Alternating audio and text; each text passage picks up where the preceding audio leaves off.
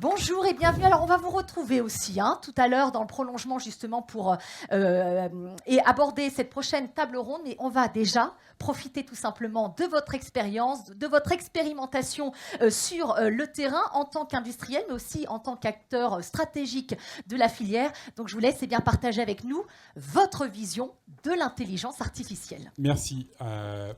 Bon, d'abord, je pense qu'il va falloir qu'on demande à ChatGPT de réduire cet affreux truc qui commence et qui a 12 mots dedans, senior, machin, bidule, officer. Je suis sûr qu'on va faire beaucoup plus court et beaucoup mieux. Non, initialement, je voulais vous remercier pour commencer de m'inviter. Et puis maintenant que je parle après Albert, je ne sais pas si je vous remercie vraiment, parce que ça va être difficile pour moi. Même si je suis content qu'il ait terminé sur AI et changement climatique, parce que je vais parler un peu de ça aussi. Je cherche le clicker, il est là. Hop là. Donc, on m'a demandé de témoigner un peu sur comment Schneider Electric s'est transformé, comment on a réussi, ou comment on a essayé en tout cas, d'utiliser l'intelligence artificielle pour vraiment transformer la manière qu'on a de travailler et surtout la manière d'aider nos clients grâce à l'AI, comment une relativement grosse société a fait ça à l'échelle. Je ne sais pas si c'est la peine de présenter Schneider Electric à la FIEC. Quand je suis en Californie, je présente, ils me regardent en disant vous êtes des vieux, tout ça. Bon. Donc on fait du matériel électrique, on fait de l'automatisme industrielle. Et fondamentalement, ce qu'on veut faire, c'est aider nos clients à être plus sustainable. Et si je parle de ça, c'est d'abord parce que j'y crois, évidemment, que l'AI peut nous aider à être plus sustainable, mais aussi parce que quand on pense transformation d'une entreprise grâce à l'AI, c'est extrêmement important de mon point de vue de toujours se dire que on ne fait pas de l'AI pour faire de l'AI. Aussi fascinant que soit OpenAI, aussi fascinant que soient les Large Language Models, aussi fascinant que soient les Neural Networks, et je suis le premier à être fasciné et amoureux de tout ça, on fait ça pour une société, pour une raison d'être. Si je prends l'exemple de Schneider, nous, ce qu'on essaye de faire, donc, c'est d'essayer d'aider nos clients à être plus sustainable. Et en fait, on est face à un challenge tous, qui est en gros que on a besoin d'énergie pour permettre le progrès humain, on a besoin d'énergie pour vivre, de plus en plus de gens dans le monde ont besoin d'énergie, et en même temps, il faut évidemment trouver un moyen d'apporter cette énergie en arrêtant de mettre en danger le climat, en arrêtant de générer autant de carbone. Ça, c'est le dilemme, il est assez simple à comprendre. Là, on est toujours dans le message général de Schneider. Nous, on dit que globalement, il y a deux axes principaux, en tout cas pour nous, pour contribuer, pour aider nos clients à être plus sustainable. Un axe qui consiste à les aider à être plus digital, parce qu'étant plus digital, on est plus efficace. On connaît ses paramètres, on sait où travailler, on a de la visibilité sur ses process, on sait comment optimiser, donc ça aide à utiliser moins d'énergie. Et puis l'autre sujet, évidemment, c'est aussi de basculer au courant électrique, parce que c'est la seule énergie qui peut être à la fois hyper abondante et totalement décarbonée.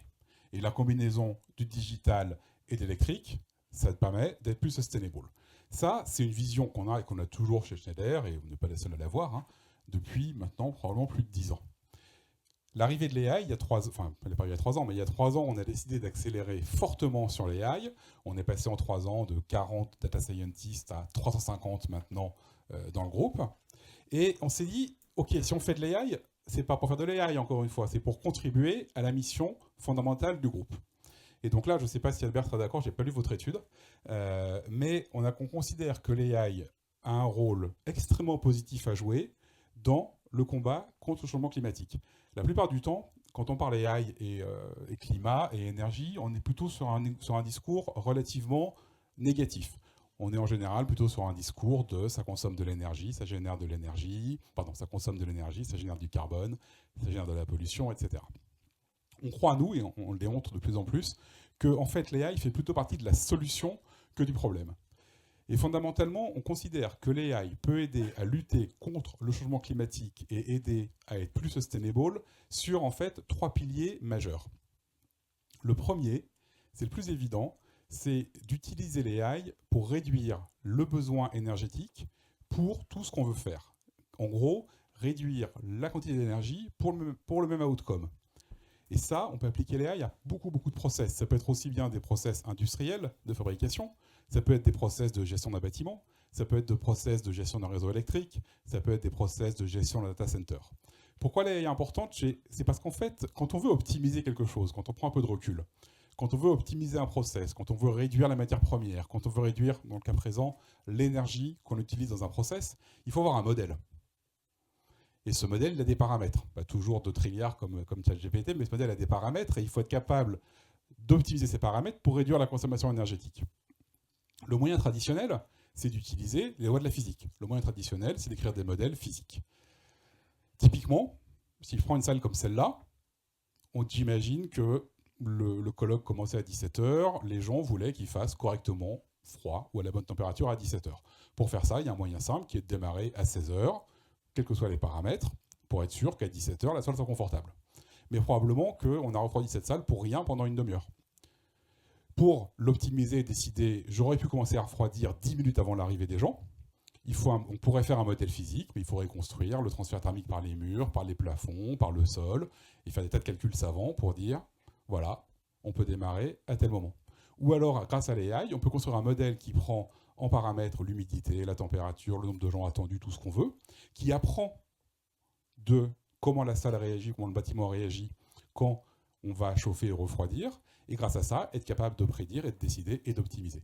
En faisant ça, on arrive à réduire entre 20 et 30% de la consommation énergétique. Et ça, c'est du réel aujourd'hui. Je parlais d'exemple Schneider, mais il y en a plein d'autres. Il y a des solutions pour optimiser ce qu'on appelle les central district heating, où on réduit de 20% la consommation énergétique pour chauffer des quartiers entiers de ville. On va sortir là, un thermostat de pièces comme ça, qui fait exactement ce que j'ai dit, qui permet d'apprendre comment la pièce se comporte grâce à des modèles traditionnels d'AI, d'optimiser chauffage, air conditionné, pour gagner 20%.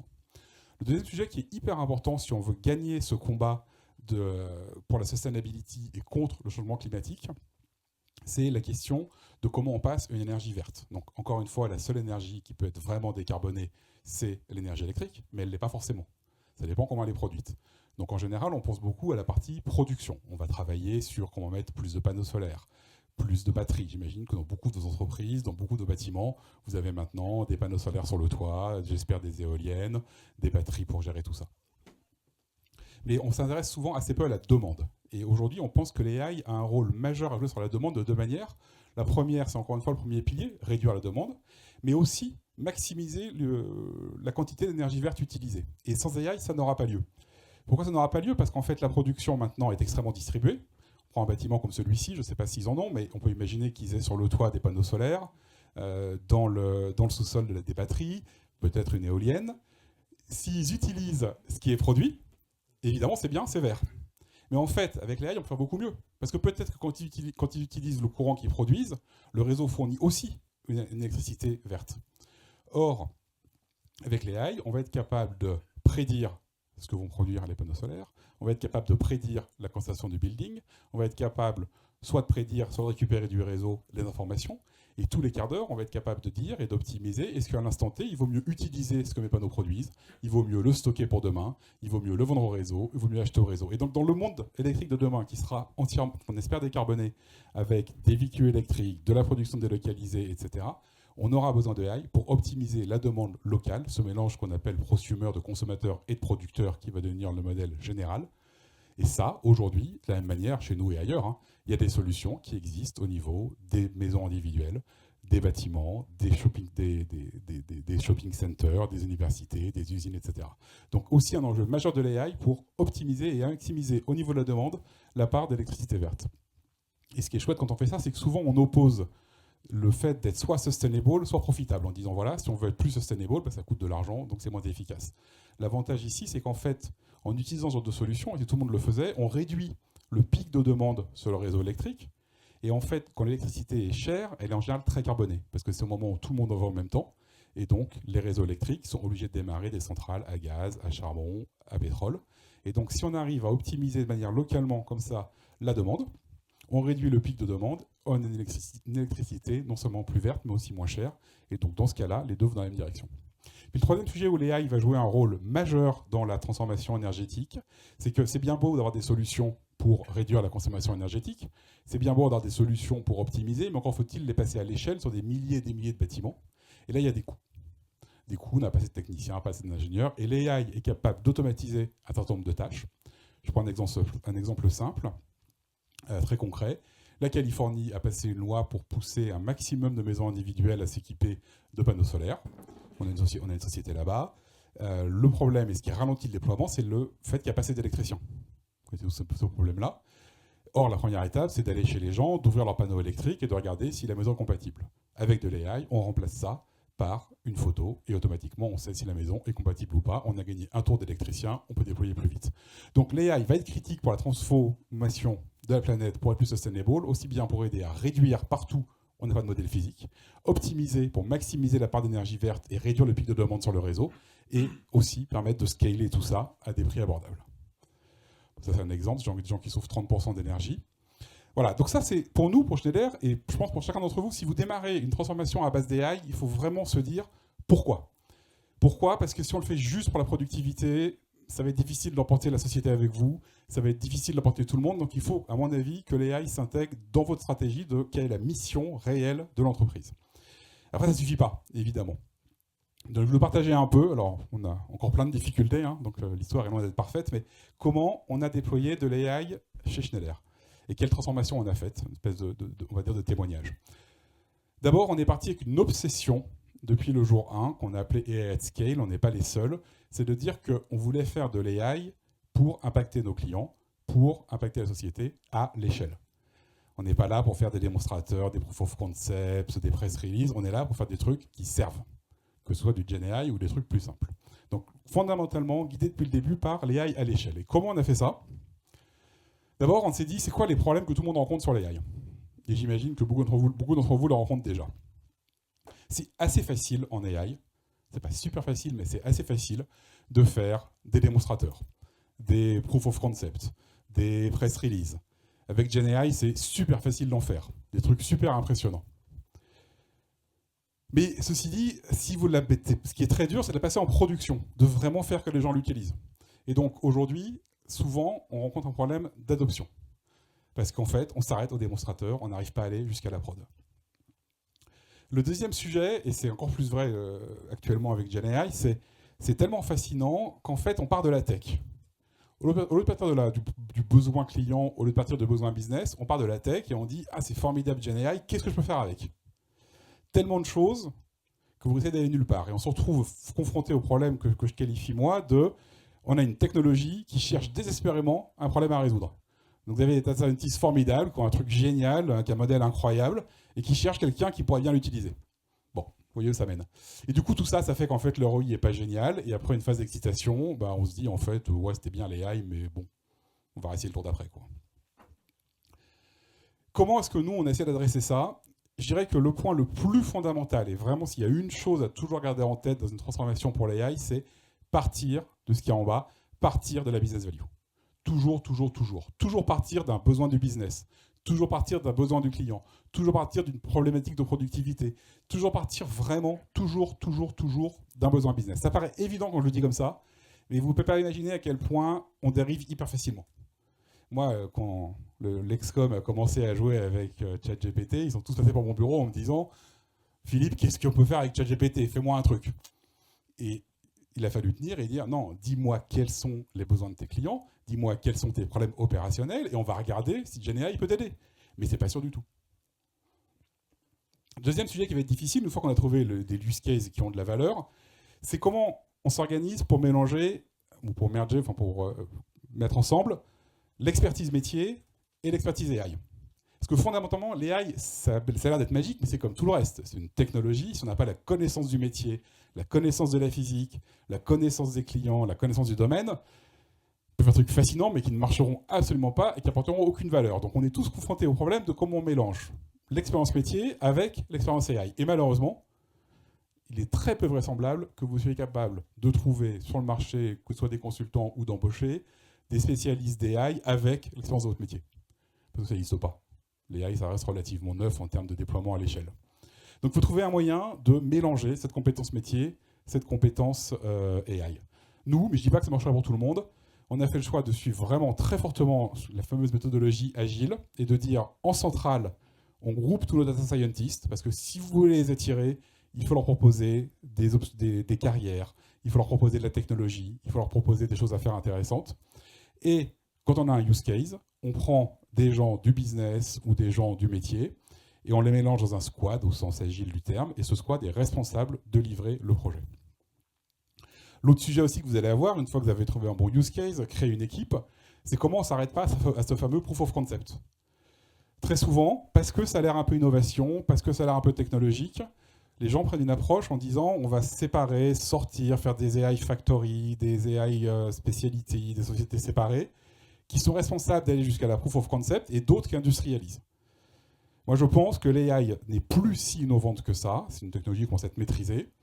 Et donc, on peut prendre des méthodes de développement relativement classiques et avoir des équipes qui sont en charge depuis le début, depuis l'ideation, depuis l'exploration, jusqu'à la production, sans avoir de rupture majeure. Donc, appliquer les méthodes un peu traditionnelles et dire, voilà, il y a une équipe, elle est en charge de faire un produit complet, pas juste de faire un démonstrateur que quelqu'un industrialisera ensuite. En faisant ça, ça reste difficile. On est maintenant dans une situation où on sort en gros tous les trimestres en production 4 use cases et qui sont vraiment utilisés parce qu'en fait, dans ces squads, on a non seulement les gens qui font la partie AI, mais les gens qui font l'intégration dans le logiciel client final, qui font l'intégration dans les process, qui font l'intégration et la formation des utilisateurs, vraiment comme une offre classique. Donc moi, je dirais qu'il faut vraiment de moins en moins penser l'AI comme quelque chose de fondamentalement différent. La seule différence, c'est le fait qu'il faut acquérir des compétences qui n'auront pas la compétence métier, et donc il faut trouver ce moyen de mélanger les deux. Autre chose qui est à mon avis extrêmement important, et c'est très bien que vous soyez là ce soir, et j'ai quasiment fini, moi c'est vrai, c'est le fait qu'il faut passer du temps à acculturer tout le monde. Les AI, il y a ceux que ça effraie, qui pensent que ça va détruire tous les jobs de la Terre, qu'on va effectivement finir avec Terminator ou HAL de 2001 de l'espace. Puis à l'autre extrême, on a ceux qui pensent que c'est bien, on n'a plus besoin de travailler, le truc va tout faire, les problèmes qu'on n'a jamais résolus depuis 200 ans vont être résolus demain. Il faut essayer d'aider, d'acculturer les gens à ce qu'ils se comprennent ce que ça fait pas, les limites, la réalité. Et là, pour le coup, les trucs comme GenAI, c'est assez fascinant parce que c'est quand même facile à utiliser, donc permet aux gens de comprendre un peu comment ça marche, pour vraiment leur mettre entre les mains. Le dernier truc que je dirais, c'est GenAI, c'est formidable, mais Albert l'a dit, c'est hyper important à comprendre. Hein. GenAI, c'est une sous-catégorie du deep learning, qui est une sous-catégorie du machine learning, qui est une sous-catégorie de l'AI. Et il y a énormément de use cases dans l'industrie qui n'ont pas besoin de GenAI. Et GenAI, c'est cher en carbone, c'est cher en coût de calcul. Donc, comme toujours, on parle du besoin, et en fonction du besoin, on cherche la technologie. On ne parle pas de la technologie pour l'appliquer à tous les besoins de la Terre. Donc voilà un peu ce que je voulais raconter comme témoignage. J'espère que c'était un peu intéressant. Voilà.